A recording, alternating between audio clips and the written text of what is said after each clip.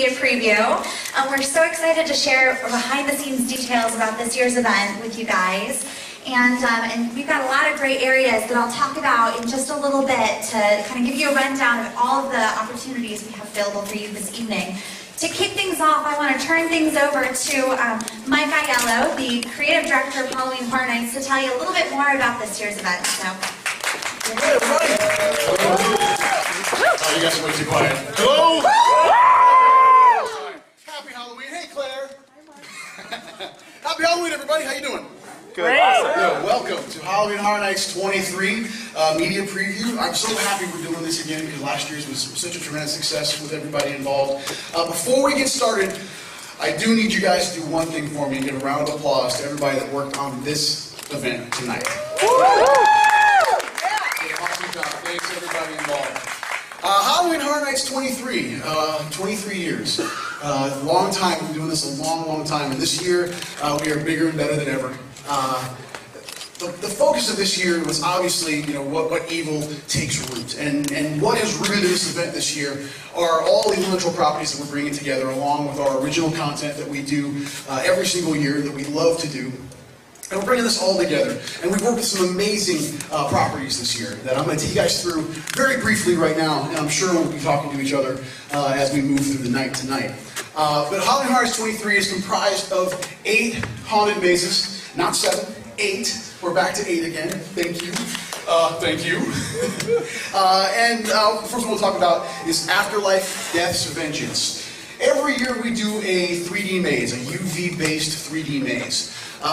We've done mazes in the past that called like In Between. That was more about creating surreal environments, disorienting you in many ways possible.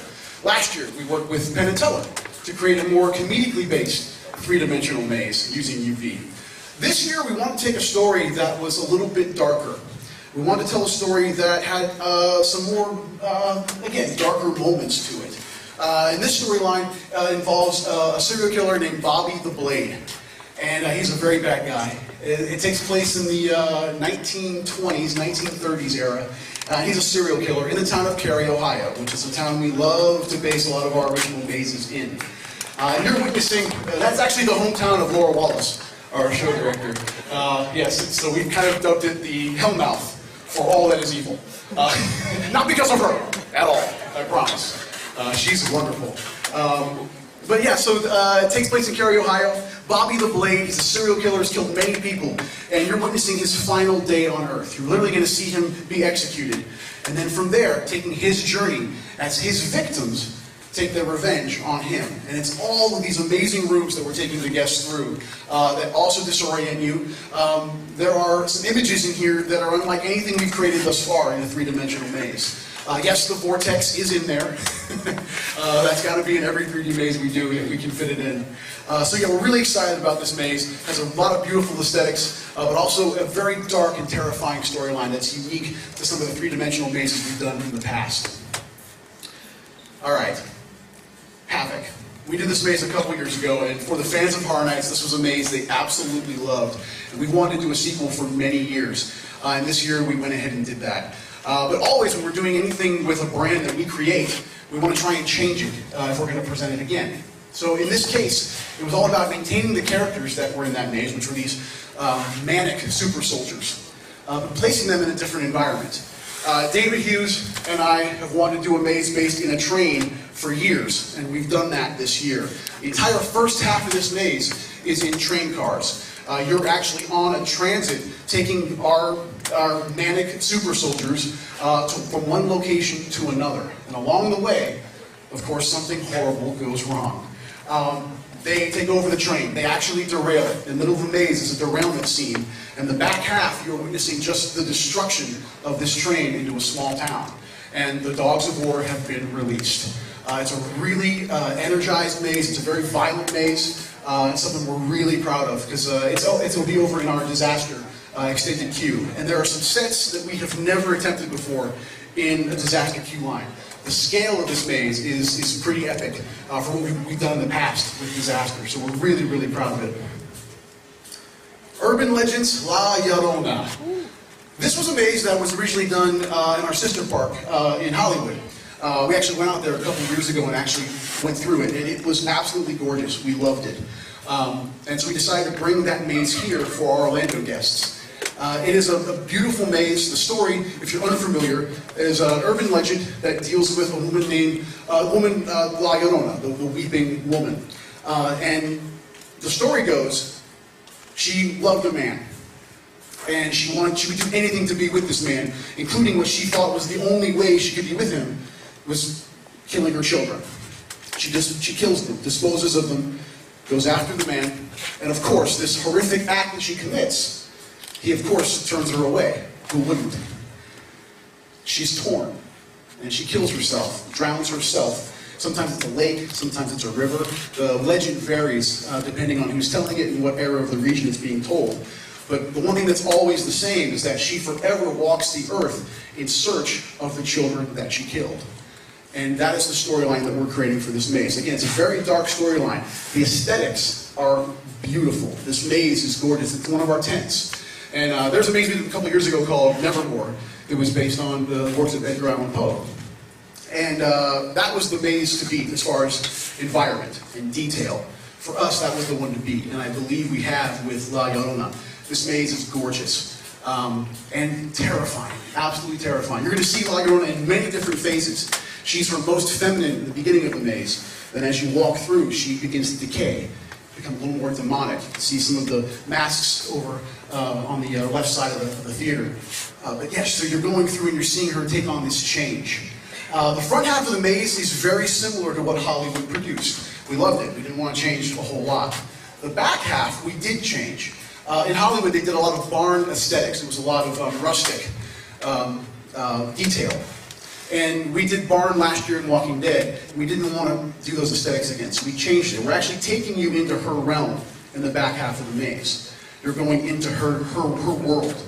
And it takes on those aesthetics. It's a watery realm. We've got performers on Heelys gliding past you as you're walking by. So a lot of really neat details are going into this maze. Really proud of it. And we're hoping the Urban Legends tagline is something we can continue in the future with different types of urban legends. The Cabin in the Woods. Now, there are films that we'll watch and immediately go, that has to be a maze. This was one of those movies. From the moment we saw it, we knew we wanted to translate this into a haunted experience. It has everything in it that requires us to build a maze. Variety of characters. Definitely variety of environment. If you've never seen this movie, you need to immediately. It is one of the coolest horror films. It took the teenagers in the woods in a cabin genre and completely turned it on its head. It is an amazing film directed by Drew Goddard, who we did work with on this maze quite intently. He's an awesome guy. He gave us all kinds of ideas. Also a few liberties in the maze. You may or may not see a couple characters from our past in the maze in some fashion. And we're definitely taking you through the storyline of the film as it happened at that time. We have a Q-line video that we just saw a cut of today. That is awesome. We actually have an animated sequence in our Q-line video. I won't go into it in too detail because I don't want to give it away, but it is a very cool sequence that tells the story. And we're actually placing the guests in a role. You guys are working for the facility that is this secret arena where these monsters are kept. And you're taking on a role as you go through the maze. There are video moments in certain points throughout the maze that carry the story along right before that purge button is hit, and then all hell breaks loose. Elevator scene, we're doing it. Yeah. It's to scale. It is awesome. Yeah, it's there. So, again, there are movies we watch that we immediately go, we got to do that. And fortunately for us this year, we were able to. And it is very cool. It is one of my favorites. Evil Dead. Woo! Evil Dead fans, come on. Woo! Right. Based on an amazing trilogy of films by Sam Raimi. This is the remake, the 2013 remake that came out this past year. For me, I'm a huge Evil Dead fan. Oh, the design team, many of us are huge Evil Dead fans. And like everyone that went to see that movie, it was just in hopes that it was going to be something really, really cool. And thank God it was, because it is a really great movie. The gore was so amped up in that movie, and that's immediately what we attached to. David Hughes and I actually went out to California to do a screening well before it opened with John Murdy from Hollywood. We were all watching this movie in this small screening room, and the movie's playing, and we're watching it, and every time something happened, we would turn and go, we gotta do that! We gotta do that! Did you see what happened? You dropped your arm off, we gotta do that! We're doing it. This movie is all the best scenes that you know from that film played out. We have a room that deals in vomit. It's there. It's there. This is an elaborate maze for us because we had to figure out ways to do some of these effects to allow for drainage, because there's a lot of gross water and goo effects going on in this maze.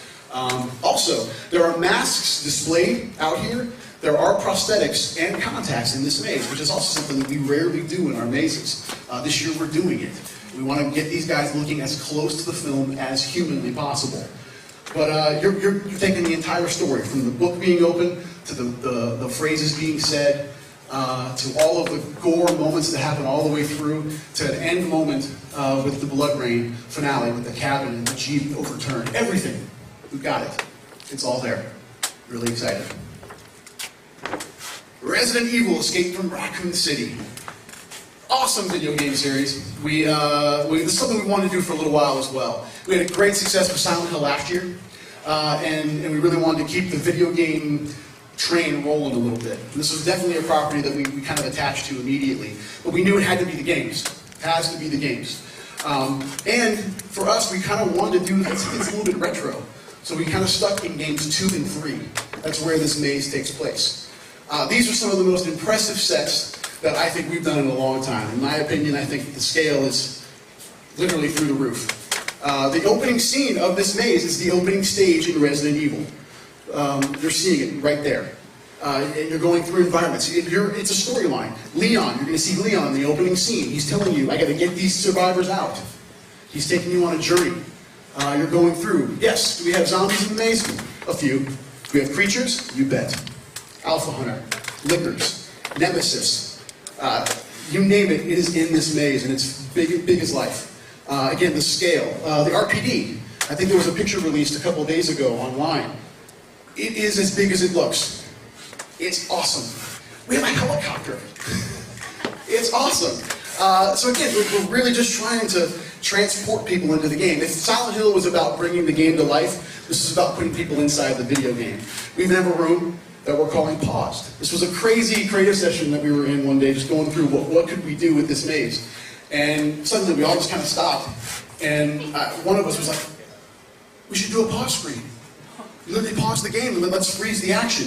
Let's do something we can never do while it's moving. So the scene is amazing. You are seeing a tyrant literally jumping over a building down as Leon is floating in the air, firing up at it. It's frozen in time. It is so cool. Can't wait for you guys to see it. It blew us away. We installed the Tyrant a couple nights ago.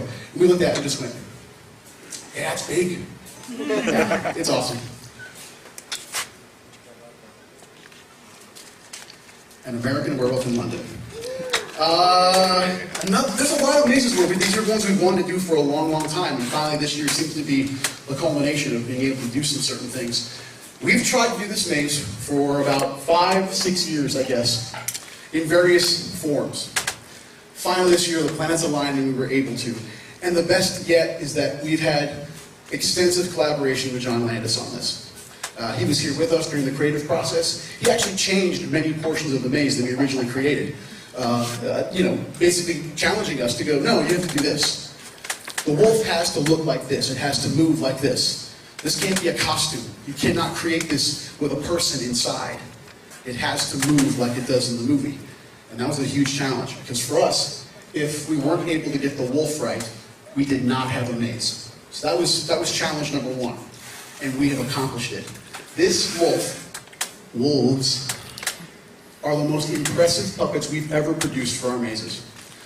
They are puppet driven, but you wouldn't know it at all. These things move so fluidly, articulated. They are fantastic.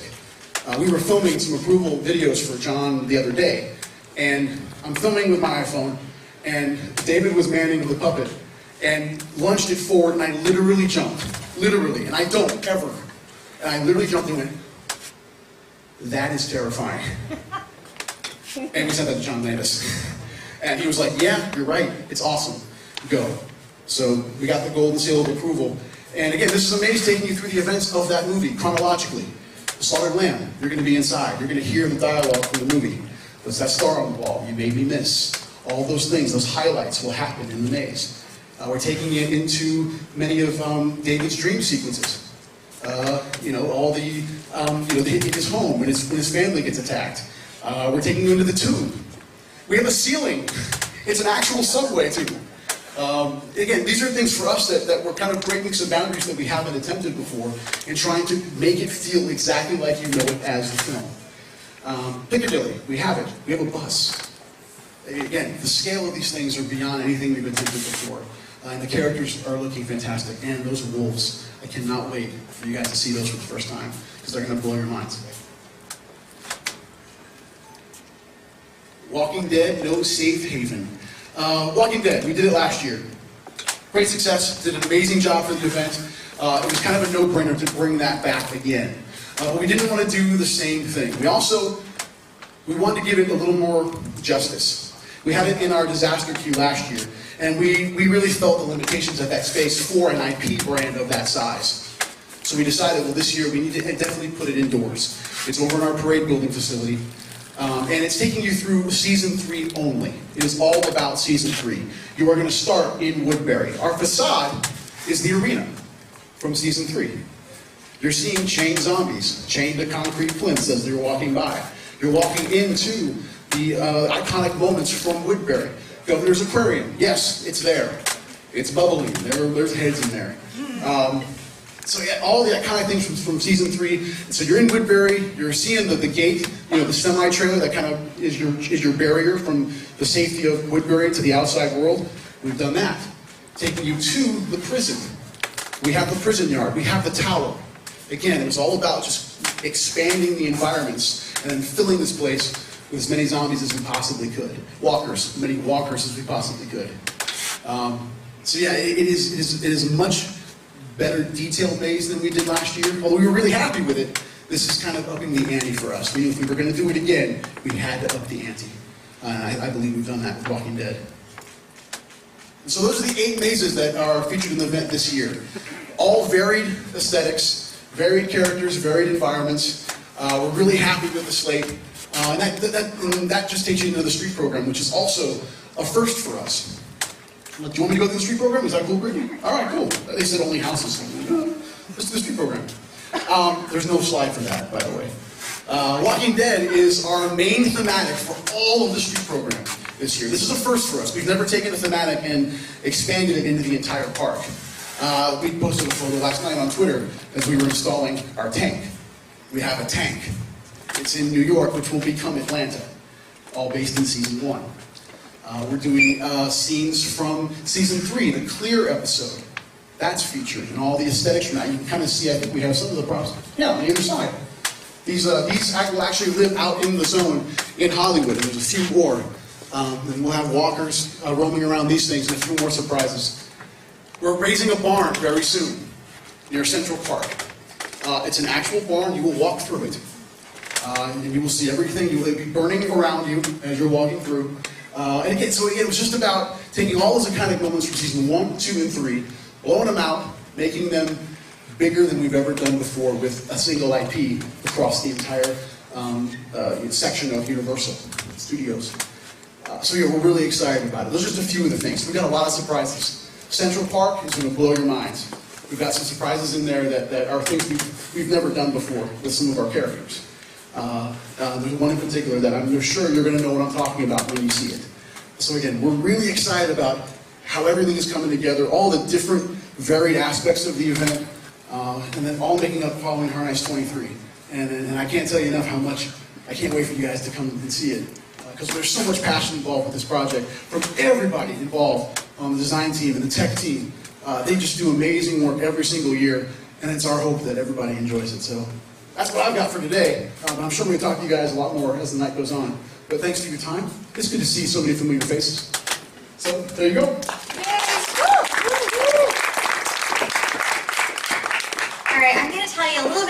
all the areas that we have set up for you guys to explore in just a couple of minutes. So, so really quick, you'll notice all around the soundstage we have areas set up designated for every single haunted house. The street experience is here flanking the stage, each show. So feel free to kind of visit those locations, check out the little vignettes that we've created. They're awesome.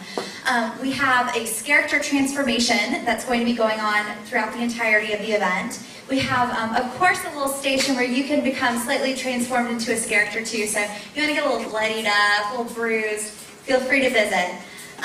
We have a station that is completely dedicated to the smells behind the horror, because our entertainment team likes to make sure that every single one of your senses are engaged at Halloween Horror Nights, so you can kind of see a little bit about what we mean. And then, of course, there's some delicious desserts, HHN themed, of course, in the center for you guys to enjoy, so feel free. I also want to bring up all of the spokespeople that you guys are going to be talking with, just so you can kind of see everybody that's here with us tonight. We want to give you guys the opportunity to talk to some of these masterminds behind the horror. So here they are. Let's give a round of applause really quick. So Mike, of course, you heard from, and he's going to be available for one-on-one interviews. Michael Burnett is going to be available to talk about the character transformation, the looks we create for Halloween Horror Nights. TJ, you can get your behind-the-scenes details about HHN straight from him, decor, costumes, the whole 9 yards. Laura will be right here talking about the street experience is completely dedicated to The Walking Dead.